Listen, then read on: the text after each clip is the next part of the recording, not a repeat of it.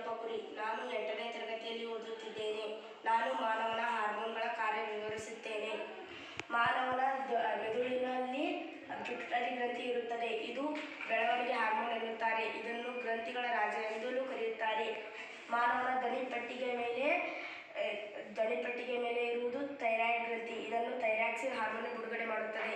ಇದು ವ್ಯಕ್ತಿತ್ವದ ಹಾರ್ಮೋನ್ ಎಂದಲೂ ಕರೆಯುತ್ತಾರೆ. ಮಾನವನ ಮೇದೋಜೀರಕ ಗ್ರಂಥಿ ಇದು ಇನ್ಸುಲಿನ್ ಹಾರ್ಮೋನ್ ಬಿಡುಗಡೆ ಮಾಡುತ್ತದೆ. ಇದು ರಕ್ತದಲ್ಲಿರುವ ಸಕ್ಕರೆ ಮಟ್ಟವನ್ನು ನಿಯಂತ್ರಿಸುತ್ತದೆ. ಕಿಡ್ನಿ ಮೇಲಿನ ಕಪ್ಪಿಗೆ ಆಕಾರದ ರಚನೆಯನ್ನು ಅಡ್ರಿನಲ್ ಗ್ರಂಥಿ ಎನ್ನುತ್ತಾರೆ. ಇದನ್ನು ಅಡ್ರಿನಲಿನ್ ಹಾರ್ಮೋನ್ ಬಿಡುಗಡೆ ಮಾಡುತ್ತದೆ.